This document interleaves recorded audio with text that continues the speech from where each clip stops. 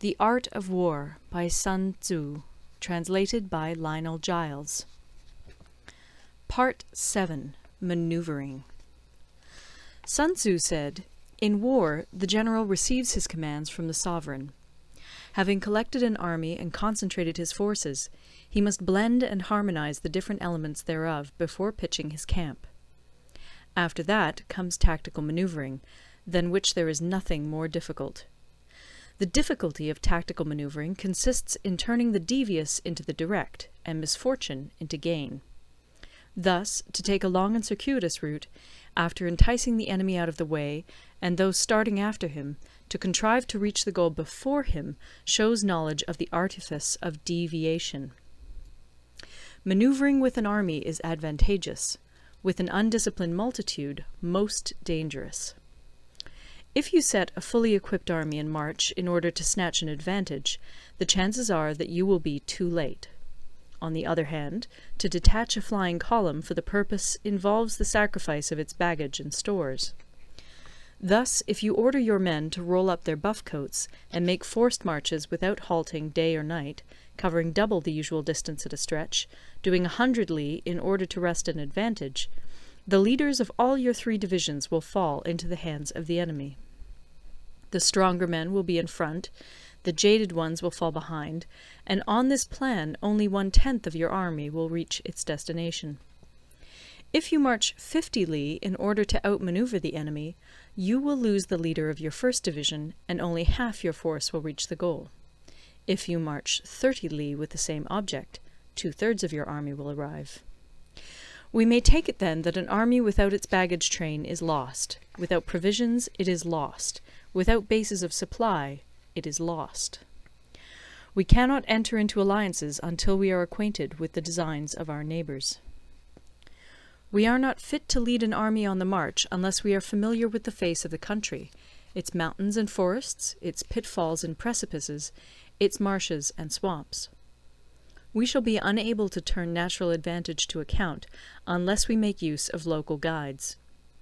In war, practice dissimulation and you will succeed. Whether to concentrate or to divide your troops must be decided by circumstances. Let your rapidity be that of the wind, your compactness that of the forest. In raiding and plundering be like fire, in immovability like a mountain. Let your plans be dark, and impenetrable as night, and when you move, fall like a thunderbolt. When you plunder a countryside, let the spoil be divided amongst your men. When you capture new territory, cut it up into allotments for the benefit of the soldiery. Ponder and deliberate before you make a move. He will conquer who has learnt the artifice of deviation. Such is the art of maneuvering. The Book of Army Management says, "On the field of battle, the spoken word does not carry far enough. Hence the institution of gongs and drums. Nor can ordinary objects be seen clearly enough. Hence the institution of banners and flags. Gongs and drums, banners and flags, are means whereby the ears and eyes of the host may be focused on one particular point.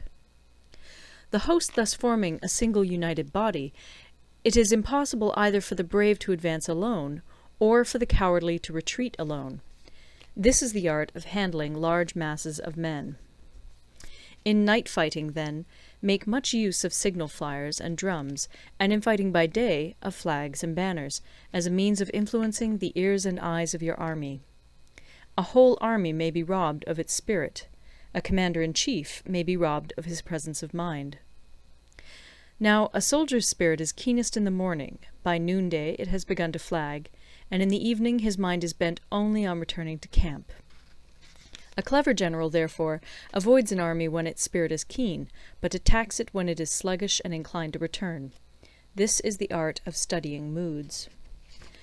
Disciplined and calm, to await the appearance of disorder and hubbub amongst the enemy.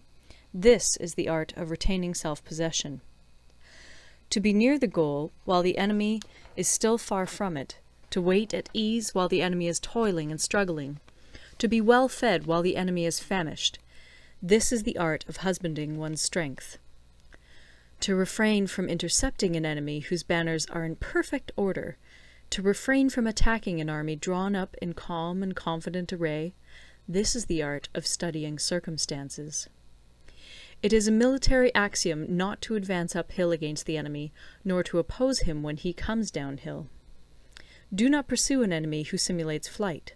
Do not attack soldiers whose temper is keen. Do not swallow bait offered by the enemy. Do not interfere with an army that is returning home.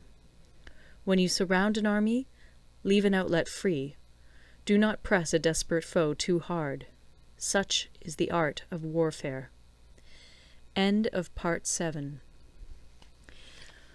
Part 8. Variation in Tactics. Sun Tzu said, "In war, the general receives his commands from the sovereign, collects his army, and concentrates his forces. When in difficult country, do not encamp. In country where high roads intersect, join hands with your allies. Do not linger in dangerously isolated positions. In hemmed-in situations, you must resort to stratagem. In desperate position, you must fight. There are roads which must not be followed, armies which must not be attacked, towns which must not be besieged, positions which must not be contested, commands of the sovereign which must not be obeyed." The general who thoroughly understands the advantages that accompany variation of tactics knows how to handle his troops. The general who does not understand these may be well acquainted with the configuration of the country, yet he will not be able to turn his knowledge to practical account. So, the student of war who is unversed in the art of war of varying his plans, even though he be acquainted with the 5 advantages, will fail to make the best use of his men. Hence, in the wise leader's plans, considerations of advantage and of disadvantage will be blended together. If our expectation of advantage be tempered in this way, we may succeed in accomplishing the essential part of our schemes. If, on the other hand, in the midst of difficulties we are always ready to seize an advantage, we may extricate ourselves from misfortune. Reduce the hostile chiefs by inflicting damage on them, and make trouble for them, and keep them constantly engaged. Hold out specious allurements, and make them rush to any given point. The art of war teaches us to rely not on the likelihood of the enemy's not coming, but on our own readiness to receive him, not on the chance of his not attacking, but rather on the fact that we have made our position unassailable. There are 5 dangerous faults which may affect a general. 1. Recklessness, which leads to destruction. 2. Cowardice, which leads to capture. 3. A hasty temper, which can be provoked by insults. 4. A delicacy of honour, which is sensitive to shame. 5. Over-solicitude for his men, which exposes him to worry and trouble. These are the 5 besetting sins of a general, ruinous to the conduct of war. When an army is overthrown and its leader slain, the cause will surely be found among these 5 dangerous faults. Let them be a subject of meditation. End of Part 9.